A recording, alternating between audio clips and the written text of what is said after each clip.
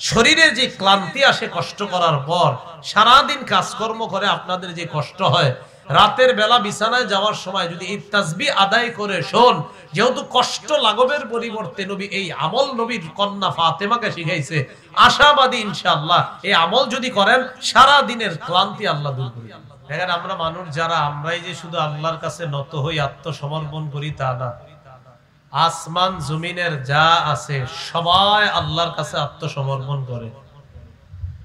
সূরা আলী ইমরানের ৮৩ নম্বর আয়াতে আল্লাহ বলেন, ওয়ালাহু আসলামা মান ফিস সামাওয়াতি ওয়াল আরদ, আসমান এবং জমিনের যা আছে সবাই তার কাছে আত্মসমর্পণ করে নত হয়।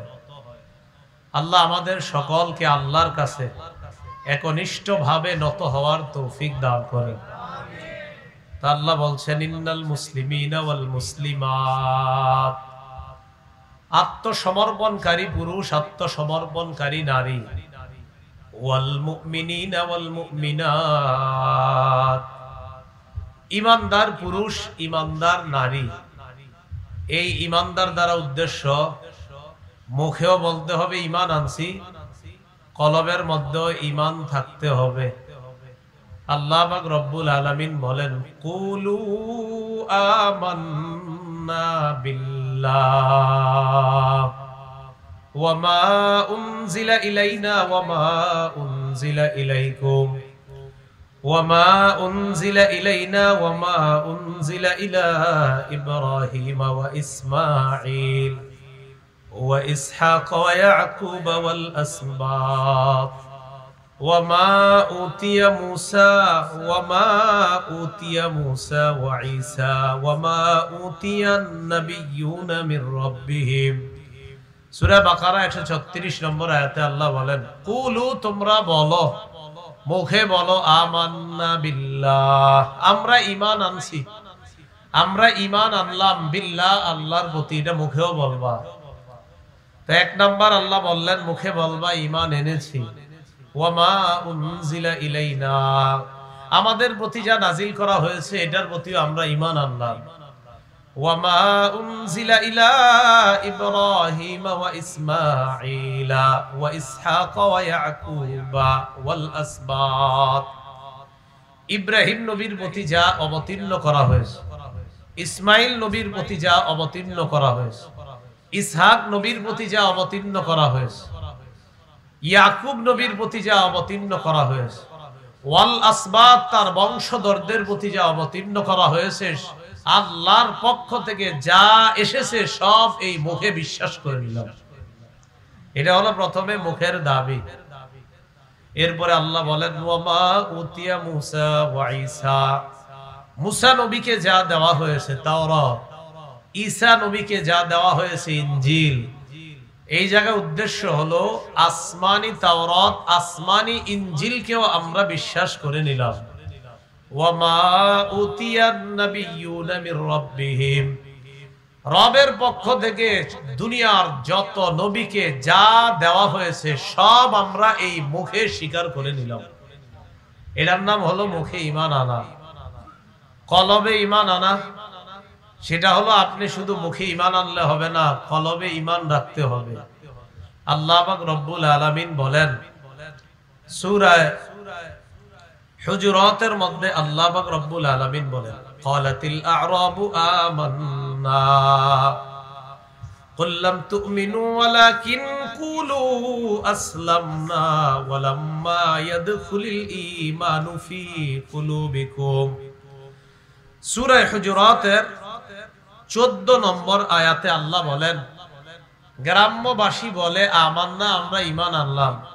আল্লাহ কয় এদেরকে বলো, লাম তুমিনু, তোমরা এখনো ঈমান আনো নাই। ওয়ালাম্মা ইয়াদখুলিল ঈমানু ফি কুলুবিকুম, তোমাদের কলবে এখনো ঈমান প্রবেশ করে নাই। এই আয়াত দ্বারা বোঝা যায় ঈমান শুধু মুখে বললে হয় না, কলবেও ঈমান রাখা লাগে। ঈমান শুধু মুখে বললে হয় না, কলবেও ঈমান রাখা লাগে। ফ্যানটা বন্ধ করে দেন, আওয়াজ হইতেছে বেশি, অথবা একটা দুইটার একটা বন্ধ করেন।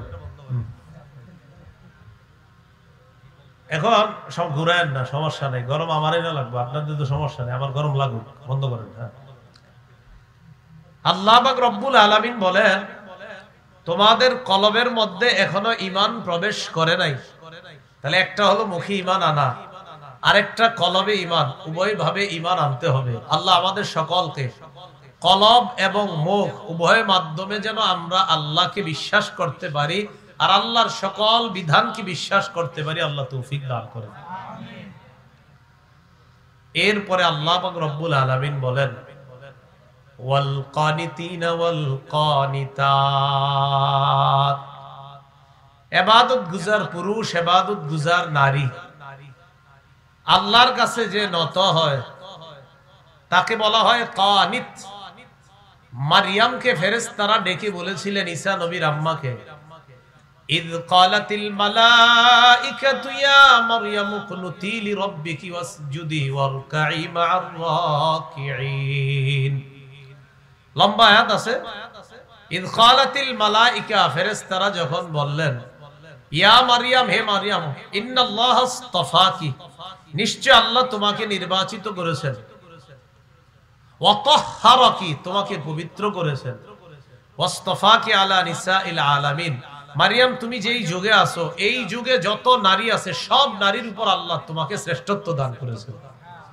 তো এরপরে বলতেছেন ইয়া মারইয়াম কুনুতি লিরাব্বিকি, হে মারিয়াম উকুনুতি, তুমি নত হও, লিরাব্বিকি, তোমার রবের সামনে, ওয়াসজুদি, তুমি সিজদা করো, তুমি নত হও, তুমি সিজদা করো।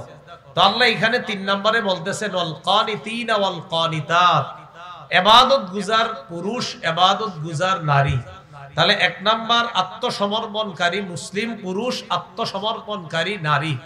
2 নাম্বার ঈমানদার পুরুষ, ঈমানদার নারী।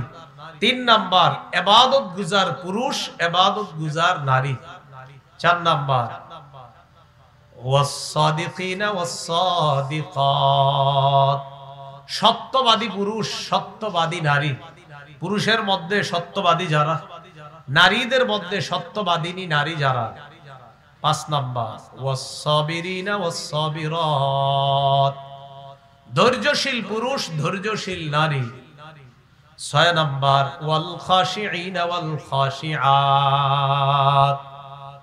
বিনীত পুরুষ, বিনীত নারী।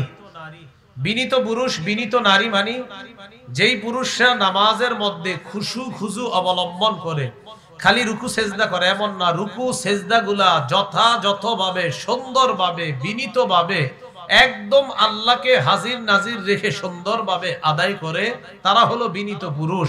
আর যেই মা বোনরা নামাজে দাঁড়াইলে মনে করে আমি আল্লাহর সামনে আছি, আল্লাহ আমার সামনে, কেমন যেন আল্লাহকে আমি দেখি না, আমি যদিও আল্লাহকে না দেখি আল্লাহ তো আমাকে দেখতে পায়, এইভাবে ইবাদত যারা করে আল্লাহ বলেন এরা হলো আল খাশিঈনা ওয়াল খাশিআত, বিনীত পুরুষ, বিনীত নারী। এরপরে আল্লাহ বলেন ওয়াল মুতাসাদ্দিকিনা ওয়াল মুতাসাদ্দিকাত, দানশীল পুরুষ, দানশীল নারী। যারা সদকা করে পুরুষ, যারা দান করে, যেই মহিলারা দান সদকা করে এই নারীরা। 8 নাম্বার ওয়াস-সাইমিনা ওয়াস-সাইমাত, যেই পুরুষরা রোজা রাখে আর যেই নারীরা রোজা রাখে। 9 নাম্বার ওয়াল হাফিজিনা ফুরুজাহুম ওয়াল হাফিজাত, যেই নারী পুরুষ নিজেদের লজ্জাস্থান হেফাজত করে। 10 নাম্বার ওয়াজ-জাকিরিনাল্লাহা কাসীরান ওয়াজ-জাকিরাত, যেই পুরুষ বেশি বেশি আল্লাহরে স্মরণ করে আর যেই নারী বেশি বেশি আল্লাহরে স্মরণ করে। আল্লাহরে স্মরণ কিভাবে করবেন? দাঁড়িয়ে আল্লাহরে স্মরণ করবেন, বসে আল্লাহরে স্মরণ করবেন, শুয়ে আল্লাহরে স্মরণ করবেন। সূরা আলী ইমরানের 190-191 নম্বর আয়াতে আল্লাহ বলেন ইন্না ফি খালকিস সামাওয়াতি ওয়াল আরদি ওয়াখতিলাফিল লাইলি ওয়ান নাহারি লাআয়াতিল লিউলিল আলবাব, আসমান সমূহের সৃষ্টি এবং জমিনের সৃষ্টির মাঝে, ওয়াখতিলাফিল লাইলি ওয়ান নাহার, রাত এবং দিনের পরিবর্তনের মাঝে, লাআয়াতিল লিউলিল আলবাব, নিদর্শন রয়েছে জ্ঞানীদের জন্য। এবার আল্লাহ বলেন জ্ঞানী কারা? আল্লাযীনা ইয়াযকুরুনাল্লাহা কিয়ামা, যারা দাঁড়িয়ে আল্লাহরে স্মরণ করে, আল্লাহর জিকির করে। ওয়া কুউদা, যারা বসে বসেও আল্লাহরে স্মরণ করে, ওয়া আলা জুনুবিহিম, যারা শুয়ে শুয়ে বালিশে মাথাটা লাগায়ও আল্লাহরে স্মরণ করে। যেমন আজকে রাত্রে যখন শুইতে যাবেন বিছানায় বসে সুবহানাল্লাহ, আলহামদুলিল্লাহ, লা ইলাহা ইল্লাল্লাহ, আল্লাহু আকবার। আর ফাতেমা রাদিয়াল্লাহু তাআলা আনহারে নবীজি যেটা শিখাইছে যে ইযা আখাসতি মাদজাক, তুমি যখন বিছানায় যাইবা ফাতেমা, সাব্বিহিল্লাহ সালাসাও ওয়া সালাসিন, 33 বার সুবহানাল্লাহ পড়বা, ওয়াহমাদিল্লাহ সালাসাও ওয়া সালাসিন, 33 বার আলহামদুলিল্লাহ পড়বা, ওয়া কাব্বিরিল্লাহ আরবাআও ওয়া সালাসিন, 34 বার আল্লাহু আকবার পড়বা। ফাতেমা, সারাদিন কাজ করে যে ক্লান্ত হবে, তোমার শরীরের যে কষ্টগুলো হবে, এই 100 বার তাসবিহ পয়রা যখন শুইবা, সারা দিনের ক্লান্তি আল্লাহ দূর করে দিবেন। আল্লাহ বলেন জ্ঞানী কারা? আল্লাযীনা ইয়াযকুরুনাল্লাহা কিয়ামা, যারা দাঁড়িয়ে আল্লাহরে স্মরণ করে, ওয়া কুউদা, বসে বসে আল্লাহরে স্মরণ করে, ওয়া আলা জুনুবিহিম, শুয়ে শুয়ে আল্লাহকে স্মরণ করে। দেখেন আজকে আমরা সারাদিন যারা কাজ করছি, অটো চালাইছেন, সিএনজি চালাইছেন, কৃষি খাতে কাজ করছেন, দোকানদারি করছেন, সারাদিন আপনার কত পরিশ্রম কষ্ট হয়েছে, রাতে শোয়ার সময় আপনি তাসবিহটা আদায় করবেন। হযরতে ফাতেমা রাদিয়াল্লাহু তাআলা আনহা আল্লাহ রাসূলের কাছে গিয়েছিলেন খাদেম চাওয়ার জন্য। আব্বা, আপনার দরবারে খাদেম আসছে। তো হযরত আলী ফাতেমা রাদিয়াল্লাহু তাআলা আনহাকে পাঠাইছে, ফাতেমা নবীর দরবারে যাও, খাদেম আসছে কয়েকজন, তুমি তোমার আব্বাকে গিয়ে বলো একজন খাদেম দিতে, তোমার ঝাড়ু দিলে যে কষ্টগুলো হয়, কলসি দিয়া পানি ভরে আনতে যে কষ্ট হয়, আর তোমার কাপড় চোপড় গুলা যে পরিমাণ ময়লা হয়ে যায় কষ্টের কারণে, এই কষ্টগুলো একটু আসান হবে। হযরত ফাতেমা গেছে। আবু দাউদ শরীফের বর্ণনা, রাসূলের কাছে যাওয়ার পর অনেক মানুষ দেখে আর কিছু কয় নাই, চলে আসছে। নবীজি দেখছে আমার মেয়ে আমার কাছে আসছে, কিন্তু কিছু না কয়ে চলে গেছে। নবীজি পরের দিন আসছে, ফাতেমা, জি আব্বা, কি ব্যাপার, কালকে কেন গেছিলা? কিছু না বইলা চলে আসছো। হযরত ফাতেমা কিছু বলে না। হযরত আলী কয়, আমি বলছি ইয়া রাসূলুল্লাহ, ফাতেমাকে আমি পাঠাইছি আপনার কাছে একজন খাদেম আনার জন্য, কিন্তু ফাতেমা আপনার দরবারে মানুষ দেখে কিছু বলতে পারে নাই লজ্জায়, আর এখনো আপনার কাছে কিছু বলতে পারতেছে না। ফাতেমা কাজ করতে করতে হাতে কোমরে অবস্থা খুব খারাপ হয়ে গেছে, কলসি টানতে টানতে তার কোমরে দাগ পড়ে গেছে, ঝাড়ু দিতে দিতে তার কাপড় একটু বর্বর ময়লা হয়ে যায়। তাই আমি বলছিলাম আপনার দরবার থেকে একটা খাদেম চেয়ে নেওয়ার জন্য। নবীজি বললেন, ফাতেমা, তুমি যে সারাদিন কষ্ট করো, আমি তোমার এর চাইতে আরো দামি জিনিস শিখাইয়া দেই। শুইতে যাইলে 33 বার সুবহানাল্লাহ, 33 বার আলহামদুলিল্লাহ, 34 বার আল্লাহু আকবার পড়বা। এই আমলটা খাদেমের চাইতেও আরো শ্রেষ্ঠ। এই হাদিস গবেষণা করলে বোঝা যায়, শরীরে যে ক্লান্তি আসে কষ্ট করার পর, সারাদিন কাজকর্ম করে আপনাদের যে কষ্ট হয়, রাতের বেলা বিছানায় যাওয়ার সময় যদি এই তাসবিহ আদায় করে শোন, যেহেতু কষ্ট লাঘবের পরিবর্তে নবী এই আমল নবীর কন্যা ফাতেমাকে শিখাইছে, আশাবাদী ইনশাআল্লাহ এই আমল যদি করেন সারা দিনের ক্লান্তি আল্লাহ দূর করে দিবেন। ক্লান্তি দূর করার জন্যই তো খাদেম চাইছে। এটা বললেন, ওয়াযাকিরিনাল্লাহা কাসীরাও ওয়াযাকিরাত, যেই সমস্ত পুরুষ আল্লাহরে স্মরণ করে আর যেই সমস্ত নারীরা আল্লাহরে স্মরণ করে, আ'আদ্দাল্লাহু লাহুম মাগফিরাতাও ওয়া আজরান আযীমা, আল্লাহ পাক রব্বুল আলামিন তাদের জন্য নির্ধারণ করে দিয়েছেন মাগফিরা, ক্ষমা প্রস্তুত করে রেখেছেন, ওয়া আজরান আযীমা, আল্লাহ বলেন এই সমস্ত নারী পুরুষের জন্য আমি আল্লাহ বিরাট প্রতিদান প্রস্তুত করে রেখেছি। কয় শ্রেণী? 10 শ্রেণী। বলেন কয় শ্রেণী? 10 শ্রেণী। এখন আসেন, 10 শ্রেণী নারী পুরুষ আল্লাহ আমাদের জন্য প্রস্তুত করে রেখেছেন, এমন প্রতিদান যেটাকে আল্লাহ বললেন বিরাট। সূরা নিসা আল্লাহ বলেন, নারী পুরুষের মধ্য থেকে যারা নেক আমল করবে, নারী পুরুষের মধ্য থেকে যারা নেক আমল করবে, এই নেক আমলের প্রতিদানে আল্লাহ পাক রব্বুল আলামিন তাদেরকে জান্নাত দান করবে। আল্লাহ স্পষ্ট বলেছেন এই নারী পুরুষরা জান্নাতে প্রবেশ করবে।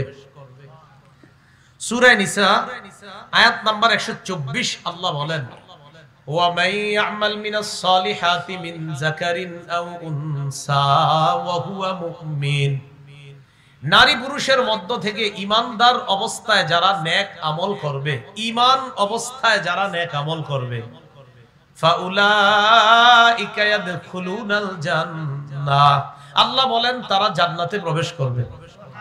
নারী পুরুষের মধ্য থেকে ঈমানদার অবস্থায় যারা নেক আমল করবে তারা জান্নাতে প্রবেশ করবে। তাহলে বারবার আমি কি বলতেছি? নারী পুরুষ এই দুইটা জাতি। সূরা নিসার 1 নম্বর আয়াতে আল্লাহ বলেন, ইয়া আইয়ুহান নাসুত্তাকু রাব্বাকুমুল্লাযী খালাকাকুম মিন নাফসিন ওয়াহিদা, হে মানুষ তোমরা ভয় করো তোমাদের রবকে, যিনি তোমাদেরকে বানিয়েছেন এক আত্মা থেকে। এই আত্মা দ্বারা উদ্দেশ্য আদম নবী। ওয়া খালাকা মিনহা যাওজাহা ওয়া বাসসা মিনহুমা রিজালান কাসীরান ওয়া নিসাআ। আল্লাহ ব্যাখ্যা করতেছেন, আদম থেকে আল্লাহ বানাইলেন তার বিবি হাওয়াকে। আদম এবং হাওয়া থেকে আল্লাহ অসংখ্য অগণিত নারী পুরুষ সারা পৃথিবীতে ছড়িয়ে দিয়েছেন। তাহলে আল্লাহ আমাদেরকে বানাইলেন একজন পুরুষ আর একজন নারী থেকে। একজন পুরুষ আদম আর একজন নারীকে বলেন তো হাওয়া। এই কথাটা সূরা হুজুরাতে আল্লাহ আরো সুন্দরভাবে বলেছেন, ইয়া আইয়ুহান নাসু ইন্না খালাকনাকুম মিন যাকারিন ওয়া উনসা। সূরা হুজুরাতের 13 নম্বর আয়াতে আল্লাহ বলেন, হে মানুষ, ইন্না খালাকনাকুম, আমি তোমাদেরকে সৃষ্টি করেছি, মিন যাকারিন, এক পুরুষ থেকে, ওয়া উনসা, এক নারী থেকে। এক পুরুষ আদম, এক নারী হাওয়া। আমি গুরুত্বপূর্ণ একটা আলোচনার দিকে আগাইতেছি, মনোযোগ সহকারে শুনলে শেষ পর্যন্ত আপনারা বসতে হবে, তাহলে একটা বিষয় আমাদের সামনে স্পষ্ট হবে, যে বিষয়টা নিয়ে আমাদের দেশে ঝগড়া চলতেছে। তো আল্লাহ বললেন আমি তোমাদেরকে বানাইছি এক পুরুষ এক নারী থেকে। আবার সূরা নিসায় বললেন তোমরা ভয় করো ওই রবকে, যিনি তোমাদেরকে এক আত্মা থেকে বানাইছে, আদম থেকে। আদম থেকে বানাইছে হাওয়াকে। তাহলে বলেন তো আদম তিনি কি? পুরুষ। আর হাওয়া তিনি কি বলেন তো? নারী। আমরা এখানে যারা বসা আছি আমরা কি? পর্দার আড়ালে যারা। তাহলে নারী আর পুরুষ কি আলাদা জাতি না এক জাতি? নারী পুরুষ এই যে দুইটা শ্রেণী আল্লাহ বানাইছে। নারীরা কি পুরুষ আর পুরুষরা কি নারী? আচ্ছা, যদি নারীরা পুরুষ হইতো তো এখানে এসে বসতো, ঠিক না? তাহলে মা বোনরা আলাদা একটা, তাদের সম্মান মর্যাদা আছে বলে তারা পর্দার আড়ালে, আর আমরা তাদের থেকে আলাদা বলে আমরা এখন স্পষ্ট এখানে সরাসরি বসে আছি, তাই তো? তাহলে নারী পুরুষ না আর পুরুষ নারী না, এটা সবাই মানেন তো? পিছনে কয়েকজন জিনা কয় না, মানে কি নারী যে পুরুষ না, পুরুষ নারী না, এটা এখনো মানতে নারাজ। আচ্ছা, নারী পুরুষের চলন বলন ইবাদত পার্থক্য হবে, ভিন্ন হবে। ইবাদতে যেমন পার্থক্য, তাদের চলাফেরায় পার্থক্য, তাদের পোশাক আশাকেও পার্থক্য। পুরুষরা চেহারা খুইলা রাস্তাঘাটে চলবে, এই জন্য আমার নাম পুরুষ। মা বোনরা চেহারা খুলে রাস্তায় চলবে না, তাই তার নাম নারী। চেহারা যদি উভয়দল খুইলা চলি তো আমার আর এর মাঝে পার্থক্য কোথায়? আচ্ছা, ইবাদতের মধ্যেও নারী পুরুষের পার্থক্য আছে। একটা কিতাব আছে নাম বাইহাকি। এই কিতাবের 2 নম্বর খণ্ড 223 নম্বর পৃষ্ঠা। আন্না রাসূলুল্লাহ সাল্লাল্লাহু আলাইহি ওয়াসাল্লাম মাররা আলা ইমরাতাইন তুসাল্লিয়ান। রাসূলুল্লাহ সাল্লাল্লাহু আলাইহি সাল্লাম 2 মহিলার পাশ দিয়ে অতিক্রম করলেন, যেই 2 মহিলা নামাজ আদায় করতেছিলেন। কয় মহিলা? ফাকালা ইযা সাজাদতুমা জুম্মা বা'দাল লাহমি ইলাল আরদ ফাইন্নাল মারআতা লাইসাত ফি যালিকা কাররাজুল। রাসূলুল্লাহ সাল্লাল্লাহু আলাইহি সাল্লাম 2 নারীর পাশ দিয়ে অতিক্রম করলেন, যারা নামাজ পড়তেছে। নবীজি সতর্ক করে 2 নারীকে বললেন, হে নারীরা, তোমরা যখন সিজদা করবা তখন তোমরা শরীরটা মাটির সাথে মিলাইবা, ভালো করে শরীরটা মাটির সাথে মিলিয়ে রাখবা। কেননা ফাইনাল মারআতা লাইসাত ফি যালিকা কাররাজুল, সিজদা করার ক্ষেত্রে নারীরা পুরুষের মতো না। নবী বললেন সিজদা করার ক্ষেত্রে নারীরা পুরুষের মতো না। তাহলে নারী পুরুষের সিজদারও পার্থক্য হয়ে গেল। আচ্ছা, বাইহাকি শরীফের 2 নম্বর খণ্ড 223 নম্বর পৃষ্ঠা। এই জায়গার মধ্যে রাসূলুল্লাহ সাল্লাল্লাহু আলাইহি সাল্লামের আরেকটা বর্ণনা। ক্বালা রাসূলুল্লাহ সাল্লাল্লাহু আলাইহি ওয়াসাল্লাম ইযা জালাসাতিল মারআতু ওয়াদাআত ফাখিযাহা আলা ফাখিযিহাল উখরা রাসূলুল্লাহ সাল্লাল্লাহু আলাইহি সাল্লাম বলেন, নারী যখন নামাজের মধ্যে বসে তখন ওই নারী তার ডান উরুকে বাম উরুর উপর রাখবে। নারী যখন বসে তখন সে ডান উরুকে বাম উরুর উপর রাখবে। আমরা পুরুষরা কি ডান উরু বাম উরুর উপর রাখি? তাহলে পার্থক্য হয়ে গেল। মনোযোগ সহকারে শুনবেন।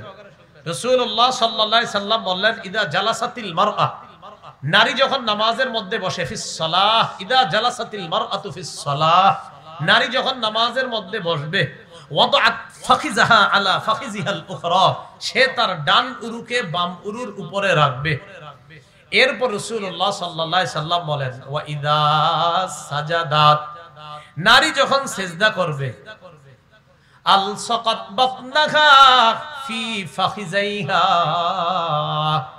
নারী সিজদা করলে তার পেটটাকে দুই উরুর সাথে মিলিয়ে রাখবে। নারী যখন সিজদা করবে তখন তার পেটকে দুই উরুর সাথে মিলাবে। আমরা পুরুষরা কি পেট উরুর সাথে মিলাই না বকরির বাচ্চা যাওয়া পরিমাণ খালি রাখি? খালি রাখি। তাহলে রাসূল বললেন, নারী যখন সিজদা করবে সে তার পেটকে দুই উরুর সাথে মিলাবে। নবীজি বলেন, শোনো, ওয়া ইন্নাল্লাহা তাআলা ইয়ানজুরু ইলাইহা, এই নামাজি যেই নারীটা তার পেটকে উরুর সাথে মিলায় আর নামাজে বসলে ডান উরুকে বাম উরুর উপর রাখে, এই নারীর দিকে আল্লাহ তাকায়। তাকানোর পর ফেরেশতাদেরকে বলে, হে ফেরেশতারা, উশহিদুকুম আন্নী ক্বাদ গফারতু লাহা, আমি তোমাদেরকে সাক্ষী রাখলাম এই মেয়েটাকে, এই নারীটাকে আমি মাফ করে দিলাম। তাহলে ইবাদতে নারী পুরুষের পার্থক্য আছে, বসায় পার্থক্য, সিজদায় পার্থক্য। তাবরানী শরীফের বর্ণনা 22 নম্বর খণ্ড 19 এবং 20 নম্বর পৃষ্ঠা। রাসূলুল্লাহ সাল্লাল্লাহু আলাইহি সাল্লামের সাহাবী ওয়াইল ইবনে হুজুর, এই ওয়াইল ইবনে হুজুর রাদিয়াল্লাহু তাআলা আনহু বর্ণনা, তিনি বলেন, জিতুন নবী সাল্লাল্লাহু আলাইহি ওয়াসাল্লাম, আমি রাসূল সাল্লাল্লাহু আলাইহি সাল্লামের কাছে আসলাম। আসার পর আল্লাহ নবী আমাকে ডাকলেন, ডেকে বললেন, ইয়া ওয়াইল ইবনে হুজুর, ও ওয়াইল ইবনে হুজুর, ইযা সাল্লাইতা, যখন তুমি নামাজের মধ্যে দাঁড়াও, যখন তুমি নামাজ আদায় করবা, ফাজআল ইয়াদাইকা হিজাআ উযুনাইকা, তুমি তোমার দুই হাত কান বরাবর উঠাইবা। সুবহানাল্লাহ। কি বরাবর? পুরুষরা কি বরাবর উঠাই? কান বরাবর। তাহলে রাসূলুল্লাহ সাল্লাল্লাহু আলাইহি সাল্লাম ওয়াইল ইবনে হুজুরকে বললেন, ইযা সাল্লাইতা, যখন তুমি নামাজ পড়বা, ফাজআল ইয়াদাইকা, তুমি তোমার দুই হাত, হিজাআ উযুনাইকা, তোমার কান বরাবর উঠাইবা। তো যাও, আরেক হাদিসে কানের লতি আছে, তো এই যে আপনার কান বরাবর মানলাম আমরা। এবার নবী বলেন, ওয়াল মারআতু তাজআলু ইয়াদাইহা, রাসূলুল্লাহ সাল্লাল্লাহু আলাইহি সাল্লাম বলেন, মহিলারা তাদের হাত উঠাবে হিজাআ সাদিয়াইহা, বুক বরাবর। কি বরাবর? তাহলে পুরুষ কান বরাবর, নারী বুক বরাবর। তো হাত উঠানোর মধ্যে নারী পুরুষের পার্থক্য আসেনি? সিজদায় আসেনি? বসায় আসেনি? তো ইবাদতে যদি পার্থক্য হয়, রাস্তায় বাইরে হইলে পার্থক্যটা কেন হবে না সেটা বলেন। তো রাসূলুল্লাহ সাল্লাল্লাহু আলাইহি সাল্লাম বললেন, ওয়াইল, তুমি যখন নামাজ শুরু করবা, ফাজআল ইয়াদাইকা হিজাআ উযুনাইকা, তুমি তোমার দুই হাত কান বরাবর উঠাইবা। ওয়াল মারআতু তাজআলু ইয়াদাইহা হিজাআ সাদিয়াইহা, আর নারীরা হাত উঠাবে তাদের বুক বরাবর। তাহলে পুরুষ বলেন কান বরাবর, পুরুষ, আর নারীরা বুক বরাবর। একটা কিতাব আছে নাম মুসান্নাফ আব্দুর রাজ্জাক, এই কিতাবের 3 নম্বর খণ্ড 138 নম্বর পৃষ্ঠা। হযরত আলী রাদিয়াল্লাহু তাআলা আনহুর বর্ণনা, তিনি বলেন, ইদা সাজাদাতিল মারআ, নারী যখন সিজদা করবে, ফালতাহতাফিজ, সে তখন জড়ো সরু হয়ে সিজদা করবে। নারী যখন সিজদা করবে, সে জড়ো সরু হয়ে সিজদা করবে। হযরত আলী রাদিয়াল্লাহু তাআলা আনহু বলেন, নারী সিজদা করবে, জড়ো সরু হয়ে সিজদা করবে। তাহলে নারীকে হযরত আলী বললেন যেন জড়ো সরু হয়ে কি করে বলেন তো? সিজদা করে। এটা হাদিস থেকে আমরা স্পষ্ট বুঝলাম। একটা কিতাব আছে আপনার নাম মুসান্নাফু ইবনি আবি শাইবা, এই কিতাবের 2 নম্বর খণ্ড 302, 1 নম্বর খণ্ড 302 নম্বর পৃষ্ঠা। সুইলা আন আব্দুল্লাহ ইবনে আব্বাস রাদিয়াল্লাহু তাআলা আনহুমা قال, আব্দুল্লাহ ইবনে আব্বাস থেকে বর্ণনা, তিনি বলেন, সুইলা, আব্দুল্লাহ ইবনে আব্বাসকে জিজ্ঞাসা করা হয়েছে, নারী তার হাত উঠাবে কিভাবে, নারী তার হাতটা উঠাবে কিভাবে, এটা আব্দুল্লাহ ইবনে আব্বাসকে জিজ্ঞাসা করছে। নারী নামাজ পড়বে কিভাবে, সেজদা দিবে কিভাবে, রুকু করবে কিভাবে, অর্থাৎ নারীর নামাজটা কেমন আব্দুল্লাহ ইবনে আব্বাসকে জিজ্ঞাসা করা হলো। সুইলা আন সালাতিল মারআ, নারীর নামাজ কেমন হবে জিজ্ঞাসা করা হলো। তিনি জবাব দিলেন, আপনারা যদি পারেন সাধারণ জনগণ দুইটা আরবি যদি পারেন মুখস্থ করেন, খুব সুন্দর। তিনি বললেন তাজতামিউ ওয়া তাহতাফিজু, পারবেন নি? তাজতামিউ ওয়া তাহতাফিজু, সুন্দর দুইটা আরবি। তাজতামিউ ওয়া তাহতাফিজু, এটার অর্থ হলো নারী পুরা নামাজটাই পড়বে জড়ো সরো হয়ে, পুরুষের মতো না, বরং নারী জড়ো সরো হয়ে সে নামাজ আদায় করবে। আর রাসূল হাদিসে বলছে, নারী যখন জড়ো সরো হয়ে নামাজ আদায় করে কা আস্তারি মা ইয়াকুনু লাহা, এটা নারীর পর্দার ক্ষেত্রে বেশি সহায়ক হয়। নারীর আর পুরুষের শারীরিক পার্থক্য আছে কিনা? তো রাসূল বলেন, নারী যখন জড়সড় হয়ে নামাজ পড়ে কাস্তারি মা ইয়াকুনু লাহা, তখন তার শারীরিক একটা পর্দা আছে, এই পর্দার ক্ষেত্রে সহায়ক হয়। তো আব্দুল্লাহ ইবনে আব্বাস বললেন তাজতামিউ ওয়া তাহতাফিজু, জড়সড় হয়ে নারী তার নামাজ আদায় করবে। আতা ইবনে আবি রবাহ থেকে বর্ণনা, তাকে জিজ্ঞাসা করা হয়েছে, আতা ইবনে আবি রবাহ তাকে জিজ্ঞাসা করা হয়েছে নারী কিভাবে নামাজ আদায় করবে। এটাও মুসান্নাফে ইবনে আবি শাইবা 2 নম্বর খণ্ড 270 নম্বর পৃষ্ঠা আছে। তিনি বললেন যে পুরুষ হাত উঠাবে কান বরাবর আর নারী তার হাত উঠাবে বুক বরাবর। তাহলে বলেন তো, হাত উঠানো, বসা, সেজদা করা, সেজদার মধ্যে একটা অবস্থা থাকা, নারী আর পুরুষের এই ইবাদতের পার্থক্য আছে না নাই? তো আমি বুঝাইতে চাইলাম, ইবাদতে যদি পার্থক্য থাকে, বাহিরে যখন নারী পুরুষ বের হবে তখন তাদের চলন বলনে পার্থক্য আছে না নাই? আছে, যে দলিল কোরআনে আছে। সুবহানাল্লাহ। সূরা নূরের 31 নম্বর আয়াতে আল্লাহ বলেন, ওয়ালা ইয়াদরিবনা বিআরজুলিহিন্না লিয়ু'লামা মা ইউখফিনা মিন জিনাতিহিন্না। কেউ হাসবো না। নারীরা তাদের 2 পা সজোরে নিক্ষেপ করবে না, যেন তাদের গোপন সৌন্দর্য প্রকাশ পেয়ে যায়। এই গোপন সৌন্দর্যটা প্রকাশ পেয়ে যেতে পারে, অন্য কেউ হাসাহাসি করতে পারে নারী যদি জোরে হাঁটাহাঁটি করে। তাই আল্লাহ বললেন, নারী তার 2টা পাও জোরে ফেলাইতে পারবে না, আস্তে আস্তে হাঁটবে। পুরুষ দৌড়াইতে পারবে, পুরুষ দ্রুত হাঁটতে পারবে। আল্লাহ বলছেন নারীরা তাদের পাটাও দ্রুত নিক্ষেপ করবে না। তাহলে কি হাঁটার পার্থক্য আসেনি? কেন আছে?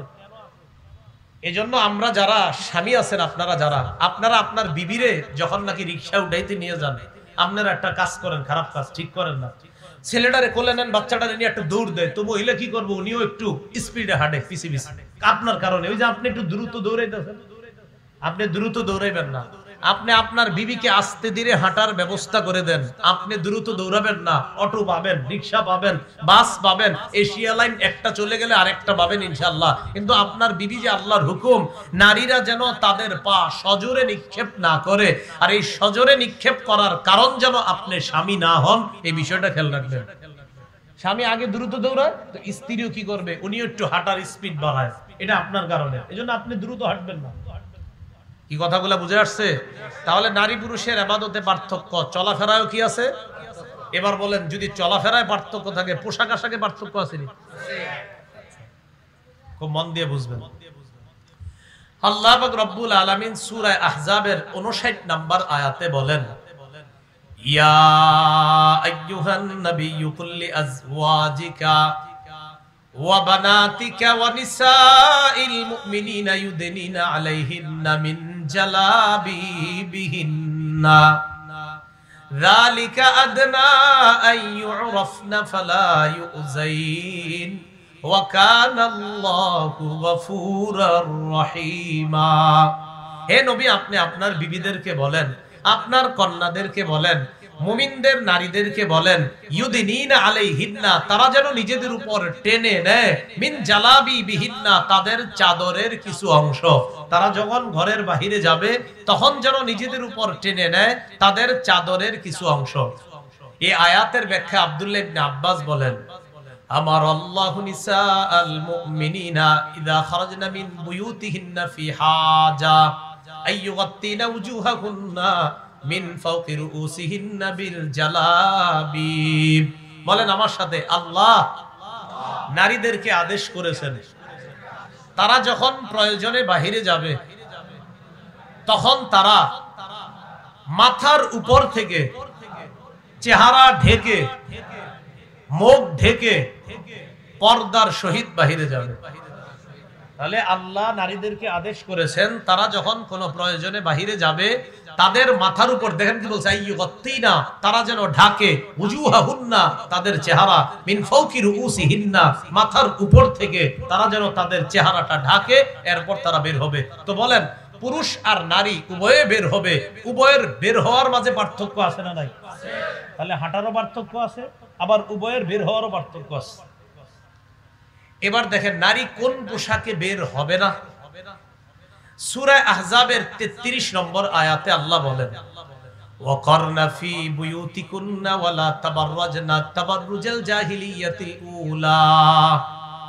নবী আপনার বিবির মাধ্যমে সারা দুনিয়ার নারীদেরকে বলেন, ওয়াকারনা ফি বুয়ুতিকুন্না, নারীরা তোমরা ঘরে অবস্থান করবা, তোমরা তোমাদের ঘরে অবস্থান করবা, ওয়ালা তাবাররাজনা তাবাররুজাল জাহিলিয়াতিল উলা, প্রাক জাহিলি যুগের নারীরা যেইভাবে রাস্তায় বের হতো এইভাবে তোমরা বের হবা না। আল্লাহ বলে দিলেন বের হবা কিভাবে, মুখ ঢেকে বের হবা, জাহিলি যুগের নারীদের মতো বের হবা না।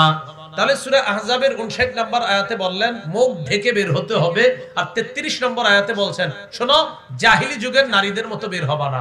জাহিলি যুগের নারীরা কিভাবে বের হইতো, এই গলা থেকে তারা যে জামাটা পরতো দুই পাশে তারা ফাড়া রাখতো। নাউজুবিল্লাহ। মা বোনরা যে জামাটা পরতো তারা দুই পাশে ফাড়া রেখে, কানাত তামশি বাইনে ইয়াদাই রিজাল, পুরুষরা যেই রাস্তায় হাঁটতো ওই রাস্তায় পুরুষদের মাঝখানে গিয়ে তারা চলাফেরা করতো জাহিলি যুগে। আল্লাহ বললেন এই জাহিলি যুগের নারীদের মতো বের হবে না।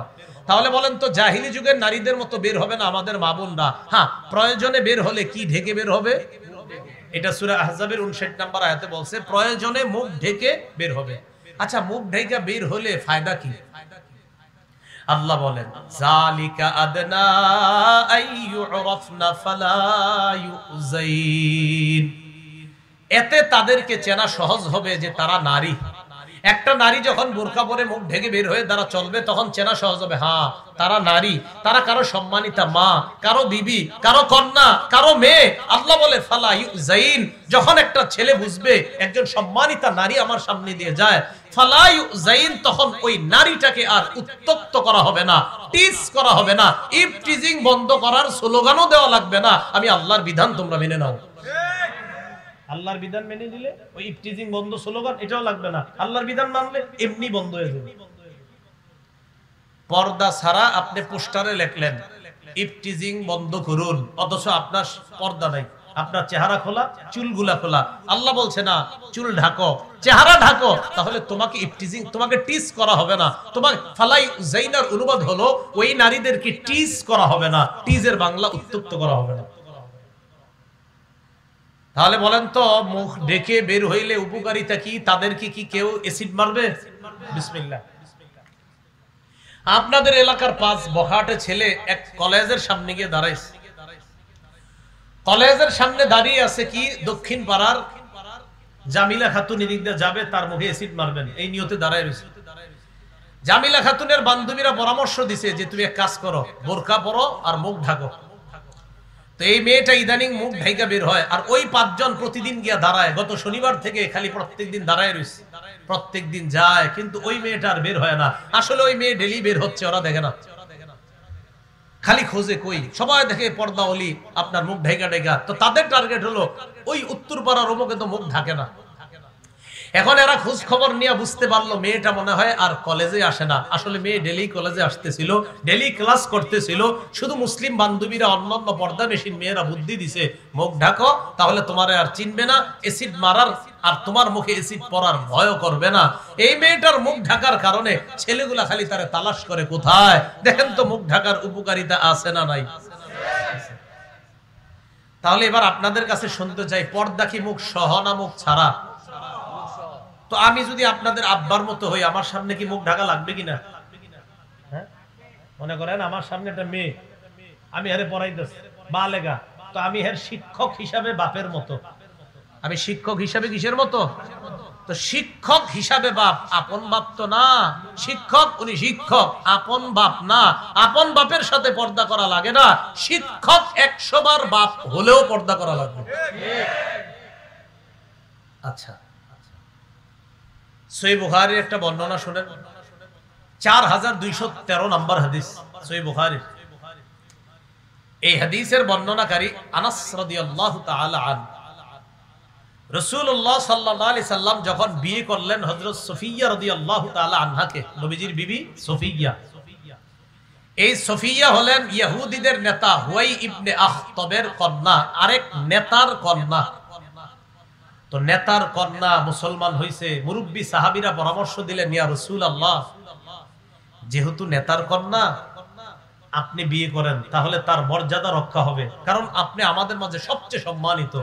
এজন্য এই মেয়েটা যদি আপনার বিবি হয় তো তার সম্মান, মর্যাদা এবং তার মনটাও ভালো থাকবে। এটা সাহাবীরা পরামর্শ দিয়েছে, যেহেতু সম্ভ্রান্ত বংশের মেয়ে। নবী বিয়ে করছে। মন দিয়ে শুনেন, আমরা এখান থেকে পর্দার বিধান, মুখ ঢাকা লাগবে কিনা এটা আমরা জানবো। বিয়ে করার পর হযরত সফিয়া রাদিয়াল্লাহু তাআলা আনহার সাথে রাসূল সাল্লাল্লাহু আলাইহি সাল্লাম বাসর করার জন্য আকামা রাসূলুল্লাহ সাল্লাল্লাহু আলাইহি সাল্লাম বাইনাল মাদিনা বাইনা খায়বার ওয়াল মাদিনা সালাসা লায়াল, 3 রাত অবস্থান করলেন খায়বার এবং মদিনার মাঝখানে। কেন? যে হযরত সফিয়ার সাথে বাসর হবে এবং সফরের মধ্যে এটা।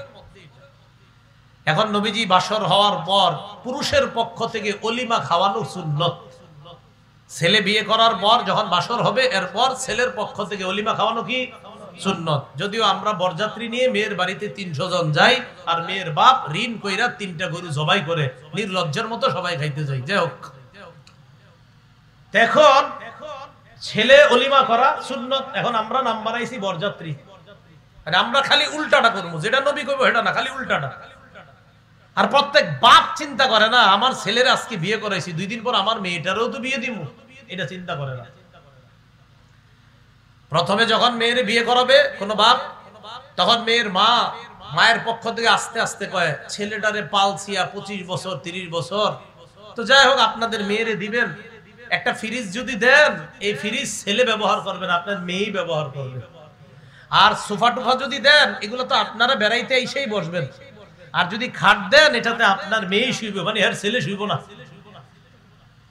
তো এইভাবে বলে না, আমরা দেখেন যৌতুক টৌতুক চাই না, নাউজুবিল্লাহ, এটি হারাম প্রথা। তো এমনি আপনার খাট এটা কি যৌতুক, ফ্রিজ এটা কি যৌতুক, তো আপনার টোটাল হয়তো 1.5-2 লাখ টাকা হয়, এটা তো আত্মীয় দিতেই পারে, এটা আনছে মনে করেন ওই কোয়া টোয়া। এখন যখন নিজের মেয়ের বিয়ে দিব, ঠিক 180 ডিগ্রি পল্টি নেয় এই মা। এই নিজের মেয়ে বিয়ে দেওয়ার সময় 180 ডিগ্রি পল্টি নিয়ে কয় যৌতুক হারাম, কিসের আবার ফ্রিজ। এ কিন্তু নিজের ছেলের সময় ফ্রিজ নিস। আজীব। তো রাসূলুল্লাহ সাল্লাল্লাহু আলাইহি সাল্লামের ওলিমা, আনাস রাদিয়াল্লাহু তাআলা আনহু বলেন, দাউতুল মুসলিমিনা ইলা ওয়ালিমা, আমি মুসলমানদেরকে দাওয়াত দিলাম রাসূলের ওলিমা খাওয়ার জন্য।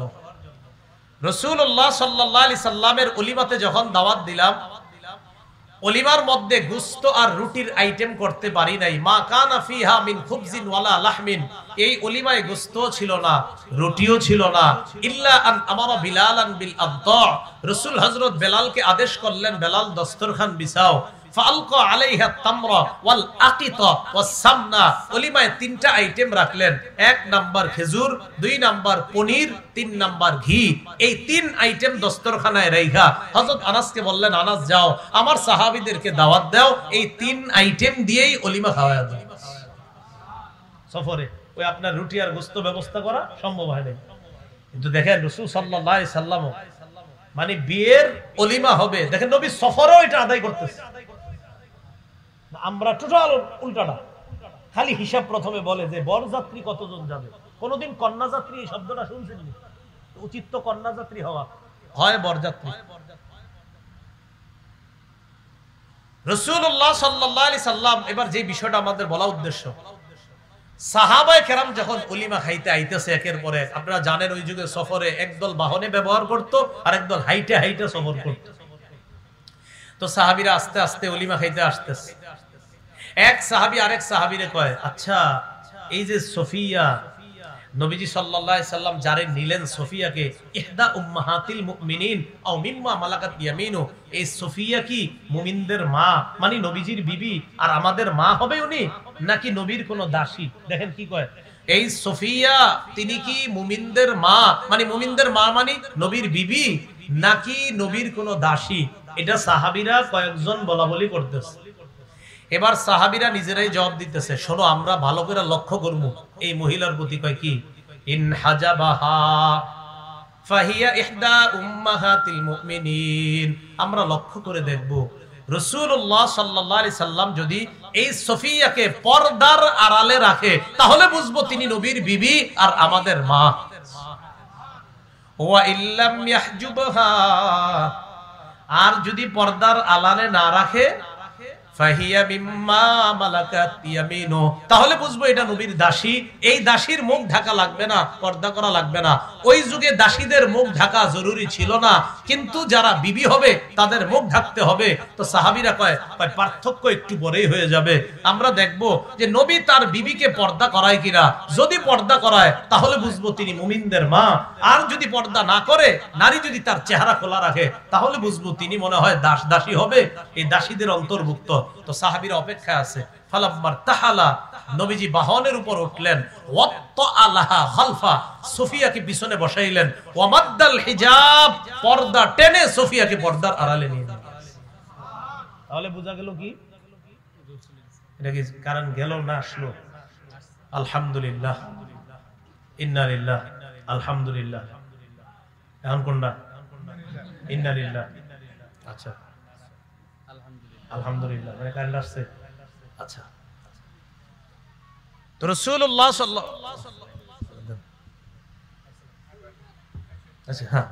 রাসূলুল্লাহ সাল্লাল্লাহু আলাইহি সাল্লাম, ইকু লাগবে না ভাই, ইকু লাগবে না। রাসূলুল্লাহ সাল্লাল্লাহু আলাইহি ওয়াসাল্লাম তার বিবিকে যখন পর্দার আড়ালে নিলেন তখন সাহাবীরা বুঝলেন তিনি নবীর বিবি। যদি পর্দার আড়ালে না নিতেন তো তারা বুঝতো তিনি কোনো দাসী। তাহলে বলেন তো মুখ ঢাকার জরুরি আছে না নাই? আচ্ছা, সূরা আহজাবের 53 নম্বর আয়াত, মনোযোগ দিয়ে কথাগুলো মনে রাখেন। এই আয়াতে আসছে নবীজি সাহাবায়ে কেরামকে মাঝে মাঝে তার বিবিদের কাছে পাঠাইতেন। কেন? প্রয়োজনীয় কোনো জিনিস চাওয়ার জন্য নবী পাঠাইতেন। আবু হুরায়রা বা কোনো সাহাবীকে পাঠাইতেন, যাও আম্মা জানদের ঘরে গিয়ে দেখো যে ওই প্রয়োজনীয় জিনিসটা আছে কিনা, এরকম পাঠাইতেন। আল্লাহ পাক রব্বুল আলামিন বলে দিলেন, ওয়া ইযা সাআলতুমুহুন্না মাতাআন ফাসআলুহুন্না মিন ওয়ারাই হিজাব। যখন তোমরা নবীর বিবিদের কাছে প্রয়োজনীয় কোনো জিনিস চাইবা, ফাসআলুহুন্না, তখন তোমরা প্রয়োজনীয় জিনিসটা চাইবা মিন ওয়ারাই হিজাব, পর্দার আড়াল থেকে চাইবা। সাহাবীদেরকে বললেন, যখন তোমরা নবীর বিবিদের কাছে প্রয়োজনীয় কোনো জিনিস চাইবা পর্দার আড়াল থেকে চাইবা। আপনারা বাড়ির পাশ দিয়ে যাইতেছেন, পানির পিপাসা লাগছে, হঠাৎ এই বাড়িতে গিয়ে বললেন, বাড়িতে কেউ আসেন, এক গ্লাস পানির হলে আমার জন্য ভালো হয়। নারী পর্দার আড়াল থেকে সে পানির গ্লাসটা পর্দার এই পাশে রেখে ভিতর থেকে বলবে, হ্যাঁ পানি দেওয়া হয়েছে, আপনি পানি পান করেন। আল্লাহ বলছেন নারীদের থেকে যখন কিছু চাইবা পর্দার আড়াল থেকে চাইবা। এখন আপনাদের কাছে আমি জানতে চাই, পর্দার আড়াল থেকে সাহাবীরা যখন কিছু চায় তখন কি আম্মাজানদের শরীরটা পর্দার ভিতরে ছিল আর মাথার চেহারাটা এমনি বাইরে ছিল? হ্যাঁ, চেহারা কি ঢাকতে হবে কিনা? উদ্ভট কথা কোত্থেকে আসতেছে আল্লাহ জানে। হঠাৎ মুখ ঢাকার প্রয়োজনীয়তা নাই।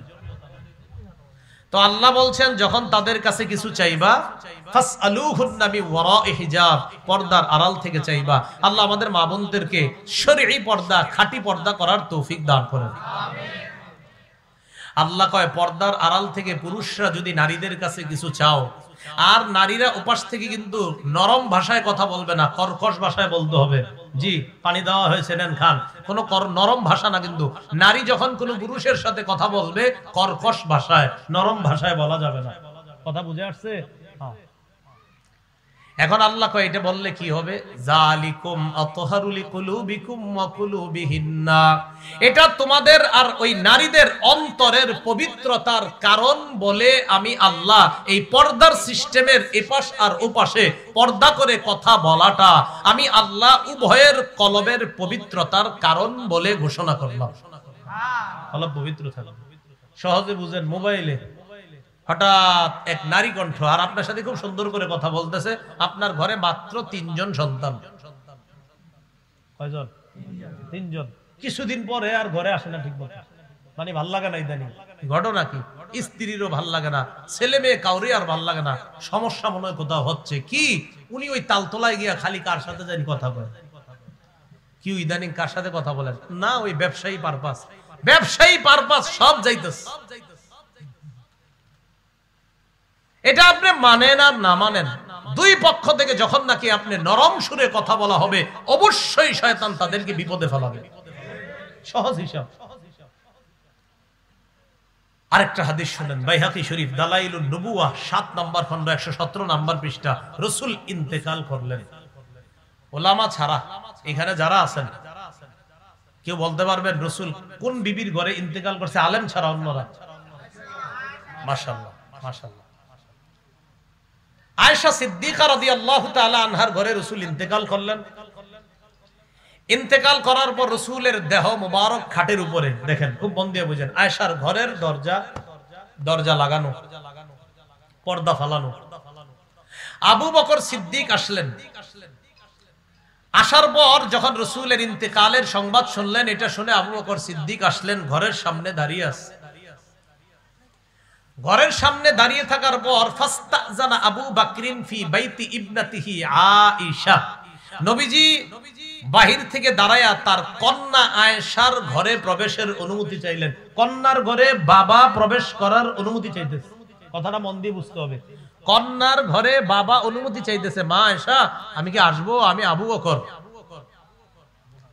আম্মা জান আয়েশা সিদ্দিকা একটু পরে বললেন, জি আব্বা আসেন। এখন হাদিসটা পুরোটা শুনলে আপনাদের বিষয়টা ক্লিয়ার হবে। ফাদাখালা আবু বকর, হযরত আবু বকর ঘরে ঢুকলেন।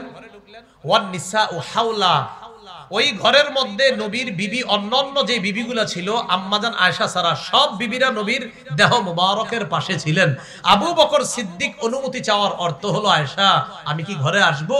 আম্মাজান আয়েশা একটু পরে বললেন, জি আব্বা আসেন। কেন? ফাস্তাতারনা মিন আবি বকরিন, নবীর অন্যান্য বিবিরা আবু বকর ঘরে ঢোকার কারণে তারা নিজেদেরকে পর্দার আড়ালে নিয়ে গেলেন, মুখ ঢেকে ফেললেন। ইল্লা মা কানা মিন আয়েশা, আয়েশা মুখ ঢাকে নাই। আয়েশা ছাড়া অন্য বিবিরা মুখ ঢাকলো, আয়েশা কেন ঢাকলো না? আলেমরা না বুঝাইলেও সহজে বুঝবেন। আবু বকর ঢোকার পর আম্মাজান আয়েশা মুখ ঢাকে নাই, আর সব বিবিরা মুখ ডাকছে। বলেন তো আপনারা আয়েশা কেন মুখ ঢাকে নাই? বাবা। আর অন্য বিবিরা মুখ ডাকছে, পর্দা ফরজ না? এরপরে মুখ খোলা রাখতে হবে। কেমনে কোন আর কেমনে বলে বুঝবেন? রাসূল ইন্তেকাল করলেন, আবু বকর ঢুকলেন, সব মুখ ডাকছে, একজন ছাড়া। একজনকে? আমার কন্যা। কন্যা বাপের সামনে মুখ ডাকবে কেন? আচ্ছা, আরেকটা হাদিস শুনেন, সহিহ বুখারীর 4141 নম্বর হাদিস। 4141 কত হয়? 4141, লম্বা হাদিস। তো লম্বা হাদিস আমরা শুনবো না, শুধু সামান্য একটু 3টা লাইন শুনবো। আপনারা জানেন আম্মাজান আয়েশা সিদ্দিকা রাদিয়াল্লাহু তাআলা আনহার ব্যাপারে মুনাফিকরা একটা মিথ্যা অপবাদ দিয়েছিল। জোরে সরে বলেন নাউজুবিল্লাহ। তো আম্মাজান হার হারায় ফেলছে, গলার হার হারায় ফেলছে, হার হারায় ফেল। বিসমিল্লাহ, আল্লাহুম্মা লাকাল হামদু ওয়া লাকাশ শুকর। হার হারিয়ে ফেললেন। হার হারানোর পর হার তালাশ করতে গিয়ে যখন নাকি হার পাইছে, পাওয়ার পর আসছে, আসার পর দেখে কাফেলার সব সদস্যরা চলে গেছে।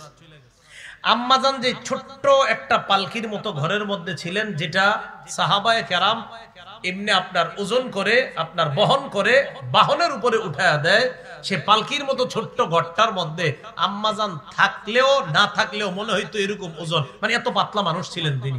তো আম্মাজান কয়, সাহাবীরা মনে করছে আমি ভিতরে আছি, আসলে আমি তো ছিলাম না। এরা মনে করছে আমি আসি, কারণ আমি থাকলে আর না থাকলে সেম ওজন হইতো, এই জন্য এরা বুঝতো না আমি আসি না নাই। কিন্তু এরা মনে করছে আম্মাজান তো আসি, মানে আপনার ওজন এতটা পার্থক্য হইতো না, এত পাতলা ছিলেন। আম্মাজান নিজে বলতেছে আমি খুব পাতলা মানুষ ছিলাম। তো সাহাবীরা চলে গেছে, সবাই চলে গেছে। আম্মাজান আয়েশা সিদ্দিকা বলে ইন্না লিল্লাহি, আমি এখন কি করব? নবীজি যখন মদিনায় যাবে, যাওয়ার পর আমারে যখন কাফেলার মধ্যে খুঁজে পাবে না, তখন নিশ্চিত কাউরে পাঠাবে আমারে খুঁজে বের করে নেওয়ার জন্য। থাক, এখানে আমি বসে থাকি, বসে রইছি। মনে করেন আম্মাজান এখানে বসা মাঠের মধ্যে, আরো পিছনে একজন সাহাবী ছিলেন, নবীজির নাম সফওয়ান। কি নাম? এই সফওয়ান সবার পরে রওনা করছে। উনি বাহন নিয়ে সামনে যাবে, ওই সাহাবীদেরকে ধরে ফেলতে পারবে উনি। তো উনি পিছন থেকে আসতে আসতে আসতে আসতে হঠাৎ দেখে যেই জায়গায় সাহাবীদের কাফেলা ছিল সেখানে মানুষের মতো একটা ছায়া দেখা যায়। কিরে, কে এটা? সামনে গেছে, আগায় গেছে। আম্মাজান আয়েশা বলেন আতানি, সফওয়ান আমার দিকে আসছে। আসার পর আরাফানি হিনা রাআনি, আমারে দেখেই চিনতে পারছে আমি আয়েশা। আপনাদের মাথায় প্রশ্ন জাগবে, হুজুর আম্মাজান আয়েশারে সফওয়ান দেখা চিনলো কিভাবে? পর্দা করে নাই। আম্মাজান তো পর্দানিশীন নারী, চিনলো কিভাবে এটা যে আয়েশা? এটা তো অন্য কেউ হইতে পারে, কিন্তু বুঝলো কেমনে এটা আয়েশা? তা আম্মাজান কয় যে এই জাতীয় প্রশ্ন তোমার মাথায় আসতেই পারে, স্বাভাবিক। এই জন্য আম্মাজান জবাবও দিয়ে গেছে। ওয়াকানা কদ ইয়ারানি ক্বাবলা আইয়ুদরাবা আলাইয়াল হিজাব, কয় দুনিয়ার মানুষ উল্টা পাল্টা ভাববা না। সফওয়ান পর্দার বিধান নাজিলের আগে আমারে দেখছিল, তাই আমারে চিনতো আমি যে আয়েশা। আজকে আমারে দেখা চিনছে। তোমাদের মাথায় যেন এই কুবুদ্ধি না আসে যে আম্মাজানদের চিন্না ফেললো কিভাবে উনি যে আয়েশা। শোনো, আমি যে আয়েশা, এটা পর্দার বিধান নাজিলের আগে আমারে দেখার কারণে সফওয়ান চিনতো আমি আয়েশা। আজকে আমারে দেখা চিনতে পেরেছে আমি আয়েশা। কেন? কারণ আগে দেখছিল আমি আয়েশা, বাকি পর্দার বিধান নাজিলের পরে কিন্তু আমারে আর কখনো দেখে নাই। হ্যাঁ, আজকে আমি ভাবছি এখানে আর কেউ নাই, আমি তো শুয়েছিলাম, মুখ ঢাকা ছিল না আমার। যেই মাত্র সফওয়ান আমারে দেখছে, শুধু এতটুকু বলছে ইন্না লিল্লাহি ওয়া ইন্না ইলাইহি রাজিউন। আর আমি সফওয়ানকে দেখা সাথে সাথে আমি বললাম খাম্মারতু ওয়াজহি বিল জিলবাব। বলেন আমার সাথে বাংলাটা। আমি সফওয়ানকে দেখা মাত্রই চাদর দ্বারা, ওড়না দ্বারা বা কাপড় দ্বারা আমার চেহারার সাথে সাথে ঢেকে ফেললাম। চেহারা ঢাকার দরকার কি? পর্দা, চেহারা পর্দার অন্তর্ভুক্ত। আচ্ছা, তাহলে চেহারা পর্দার অন্তর্ভুক্ত। আম্মাজান কয় খাম্মারতু, আমি ঢাকলাম, ওয়াজহি আমার চেহারা, বিল জিলবাব পর্দা দিয়ে, কাপড় দিয়ে, আলাদা ওড়না দিয়ে। কারণ আমি তো ওখানে প্রায় ঘুম অবস্থা হয়ে গিয়েছিল আমার। হঠাৎ যখন আমি কাউরে দেখলাম, থতমত খেয়ে সাথে সাথে আমার চেহারা ঢেকে ফেললাম।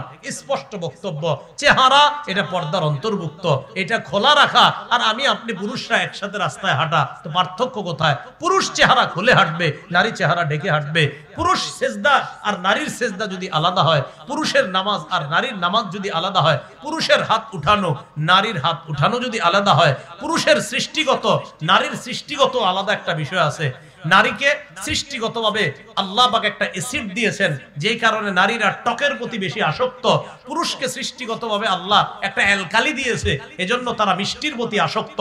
অ্যালকালি আর অ্যাসিড উভয়ের প্রতি আসক্ত হওয়া, এটা আপনার কেমিস্ট্রি প্রমাণ করে, রসায়ন বিদ্যা প্রমাণ করে। একটা আরেকটার প্রতি আসক্ত হওয়া, এটা বিজ্ঞানও প্রমাণ করে।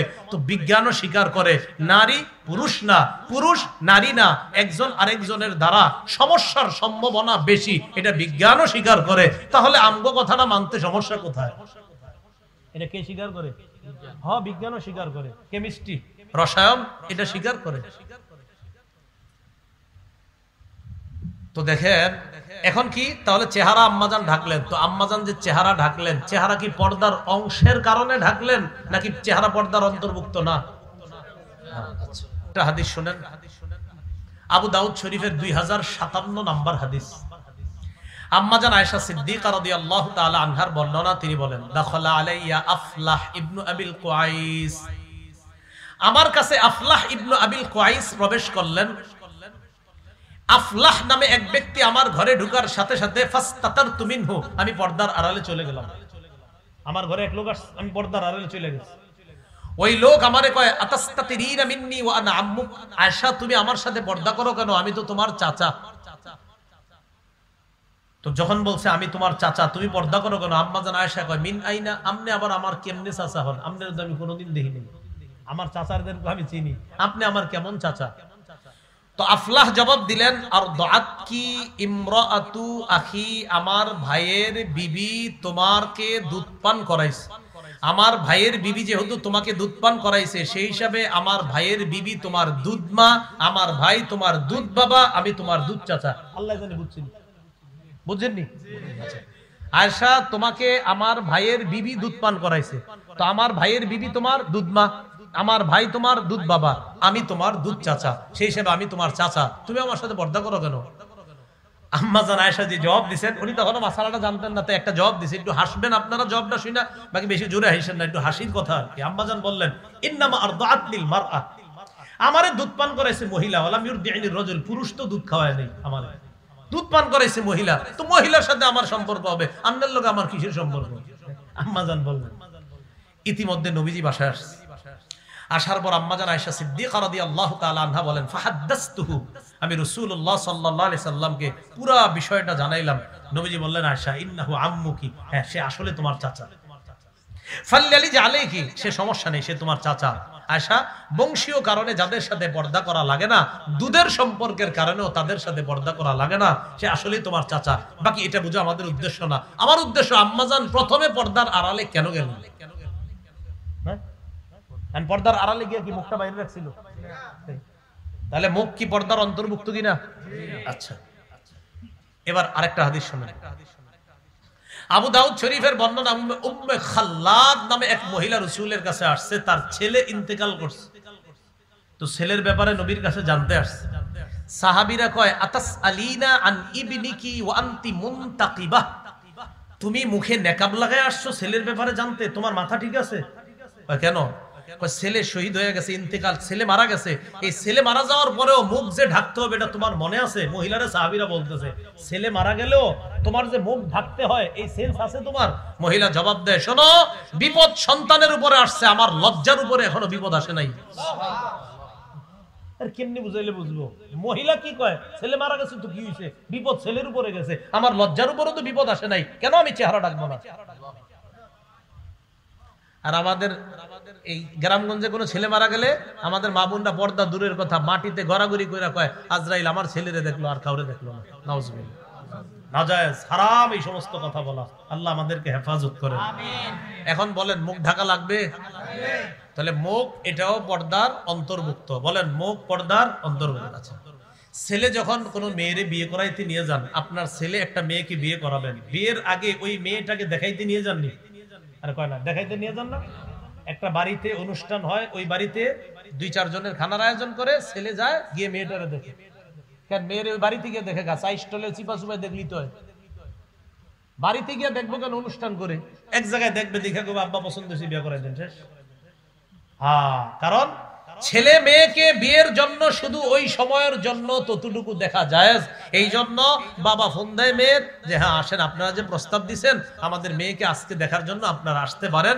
তখন ওই ছেলেটা মেয়েটাকে দেখার জন্য একটা নির্দিষ্ট সময় করে, দিন করে, তারিখ করে দেখতে যায়। কেন? কারণ শরীয়ত তাকে ওই দিনের জন্য সামান্য সময় বিয়ে করার নিয়তে কিছু মুহূর্ত দেখা অনুমোদন দিয়েছে শরীয়ত, অন্য সময়ে দেখার অনুমোদন দেয় না। এটা মুখের কথা না, হাদিসের কথা। হাদিসটা শুনেন তাহলে। মুসনাদে আহমদ 5 নম্বর খন্ড 424 নম্বর পৃষ্ঠা, এখানে আসছে, ক্বালা রাসূলুল্লাহ সাল্লাল্লাহু আলাইহি ওয়াসাল্লাম, ইযা খাতাবা আহাদুকুম ইমরাআতান ফালা জুনাহা আলাইহি আইয়ানজুরা ইলাইহা। রাসূলুল্লাহ সাল্লাল্লাহু আলাইহি সাল্লাম বলেন, তোমাদের কেউ যখন কোনো মেয়ের বিয়ের প্রস্তাব দেয়, তখন ওই মেয়েটাকে দেখা তার জন্য গুনাহ না। তোমাদের কেউ যখন কোনো মেয়ের বিয়ের প্রস্তাব দেয়, তখন বিয়ের জন্য ওই মেয়েটাকে দেখা গুনাহ না। এবার আপনারা উল্টাটা বলেন যে বিয়ের জন্য দেখা গুনাহ না, তাহলে অন্য সময় দেখা? রাসূল বললেন, বিয়ের প্রস্তাব দেওয়ার পর তাকে দেখা গুনাহ না, অন্য সময় দেখা অবশ্যই গুনাহ। আরেকটা হাদিস শুনুন, সহিহ বুখারীর বর্ণনা 4328 নম্বর হাদিস। এই হাদিসের বর্ণনাকারী আবু মুসা রাদিয়াল্লাহু তাআলা। এই হাদিসটা পুরোটা মন দিয়ে শুনেন, পর্দার অংশটা সামান্য, বাকি হাদিসটা খুব চমৎকার হাদিস। দেখেন কি বলে। আবু মুসা রাদিয়াল্লাহু তাআলা আনহুর বর্ণনা, তিনি বলেন, কুনতু মা'আন নবী সাল্লাল্লাহু আলাইহি সাল্লাম বিল জি'রানা, একটা এলাকা আছে নাম জি'রানা, ওই এলাকায় নবীর সাথে ছিলাম। ওয়া মাআহু বিলাল, রাসূলের সাথে আরেক সাহাবী বিলাল ছিলেন। কয়জন হলো? 2 জন, আবু মুসা, বিলাল।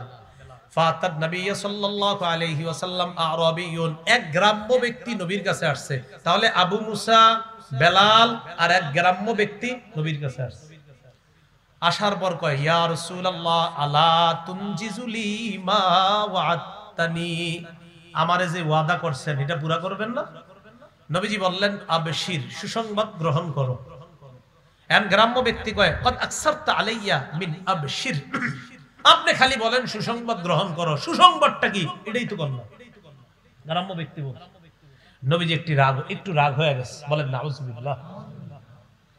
ফাআকবালা আলা আবি মুসা ওয়া বেলালিন কাহাইয়াতিল গদবান, নবী একটু রাগ হয়ে আবু মুসা আর বেলালের দিকে তাকাইলেন। গ্রাম্য ব্যক্তির থেকে চেহারা ফিরায়া এবার বেলাল আর আবু মুসার দিকে তাকায়া বললেন, রদ্দাল বুশরা, গ্রাম্য ব্যক্তির সুসংবাদ দিয়েছিলাম, ও প্রত্যাখ্যান করেছে।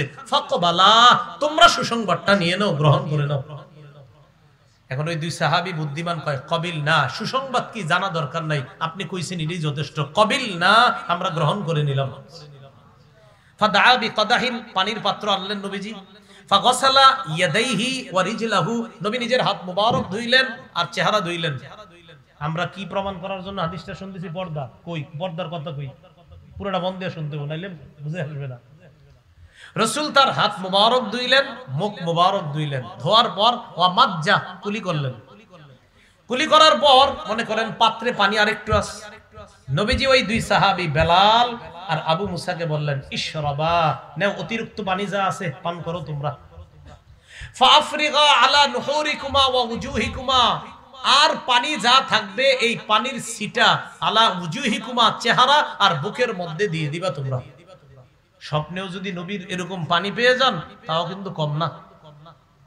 নবী সরাসরি বলতেছে, আমি যেই পানিটা উযু করলাম, কুলি করলাম, আর কিছু পানি আছে, এটা তোমরা দুইজন পান করো। পান করার পর চেহারা আর বুকের মধ্যে কি করো? ছিটায় দাও। কি প্রমাণ করার জন্য হাদিস চলতেছে? পর্দা। এই অবস্থা চলতেছে। ফাফআলা, দুই সাহাবী তাই করলেন, পান করলেন, শরীরে আর মুখে ছিটাইতে লাগলেন। ফানাদাতু উম্মু সালমা মিন ওয়ারাইস সিতরি, নবীজির বিবি আম্মা জান উম্মে সালমা পর্দার আড়াল থেকে দুই সাহাবীকে ডাক দিলেন। কোত্থেকে? দুই সাহাবী বেলাল আর আবু মুসা, তাদের দুইজনকে ডাকলেন। ডাকার পর বললেন, আফজিলা লি উম্মিকুমা, আবু মুসা, বেলাল, তোমাদের এই মায়ের জন্য কিছু বরকত রেখে দিও। তোমরা দুইজন যে পানি পান করতেছো, নবীর বরকতটা, আফজিলা লি উম্মিকুমা, তোমাদের এই মায়ের জন্য কিছু বরকত রেখে দিও। তো মা পর্দার বাহির থেকে বলছে না পর্দার আড়াল থেকে? কেন? মা ছেলের মতো, ছেলেরা মায়ের সামনে আছে আর মা ছেলের সামনে, পর্দা লাগে কেন? হ্যাঁ, নবীর বিবিরা আমাদের মা, বাকি জন্মদাত্রী মা না, জন্মদানকারিনী মা না। এই জন্য নবীর বিবিরা মা হওয়ার পরেও তাদের সাথে পর্দা ফরজ। জন্মদারিনী মা যিনি, তিনি আমার জন্ম দিয়েছেন, তাই তার সাথে পর্দা ফরজ না। তাই ধর্মীয় মা, অমুক মা, তমুক মা, আমি তোমার মায়ের মতো, সবার সাথে পর্দা ফরজ। আমি তোমার বাপের মতো, এগুলার সাথে পর্দা ফরজ। তাহলে মত বাপ, মত মা, পর্দা ফরজ। আসল বাপ, আসল মা, সেখানে মাসালা ভিন্ন। কথা বুঝে আসছে? তো চেহারা ঢাকুন লাগবো নি? তাহলে পর্দা কি চেহারা সহ না চেহারা ছাড়া? তাহলে আবার পূর্বের কথা থেকে আসেন, মুসলমান নারী পুরুষ। তাহলে পুরুষ নারী আর নারী পুরুষ দুইজন কি এক না? নারী আলাদা আর পুরুষ আলাদা। তাহলে নারী পুরুষ না আর পুরুষ নারী না। আচ্ছা, দুজনকে আল্লাহ আদম থেকে বানাইছে কিভাবে? আদম থেকে বানাইছে হাওয়াকে, আর আদম এবং হাওয়া আলাইহিমাস সালাতু ওয়াস সালাম থেকে নারী পুরুষ বানাইছে। বানানোর পর আল্লাহ পাক রব্বুল আলামিন নারী পুরুষকে বলে দিলেন, এদের মধ্যে ঈমানদার অবস্থায় যারা নেক আমল করবে তারা জান্নাতে যাবে। এবার নবী বললেন, শোনো, আমলের মধ্যে পার্থক্য হবে। তোমাদের সেজদা, পুরুষের সেজদা আলাদা হবে। নারীদের হাত উঠানো, পুরুষের হাত উঠানো আলাদা হবে। নারীর সেজদা দেওয়া, নারীর রুকু করা পুরুষের চাইতে অবশ্যই তার আলাদা হবে। তাহলে নারীর সেজদা, রুকু, নামাজটা রাসূলুল্লাহ সাল্লাল্লাহু আলাইহি সাল্লাম বলেন, নারী জড়সড় হয়ে নামাজ আদায় করবে। হযরত আলী বলেন, নারী জড়সড় হয়ে নামাজ আদায় করবে। আব্দুল্লাহ ইবনে আব্বাস বলেন, নারী জড়সড় হয়ে নামাজ আদায় করবে। রাসূল বলেন, ওয়াইল, কান বরাবর হাত উঠাইবা, নারীরা বুক বরাবর হাত উঠাইবে। আতা ইবনে রবাহ বলেন, পুরুষরা কান বরাবর হাত উঠাইবে, নারীরা বুক বরাবর হাত উঠাইবে। হাত উঠানোতে পার্থক্য, সিজদার মধ্যে পার্থক্য, বসার মধ্যে পার্থক্য। তাহলে বলেন, বাহিরে যাওয়ার মধ্যে পার্থক্য আছে না নাই? নারীরা কিভাবে যেন বের হবে মনে আসেনি? পর্দা করে মুখ ঢেকে, কাদের মতো না, জাহিলি যুগের নারীদের মতো না। আল্লাহ আমাদের সকলকে যে কথাগুলা বললাম শুনলাম পর্দার গুরুত্ব অনুধাবন করে সমাজে এলাকায় সর্বত্র আমরা মা বোনদেরকে যেন পর্দার আড়ালে রাখতে পারি, আল্লাহ তৌফিক দান করেন।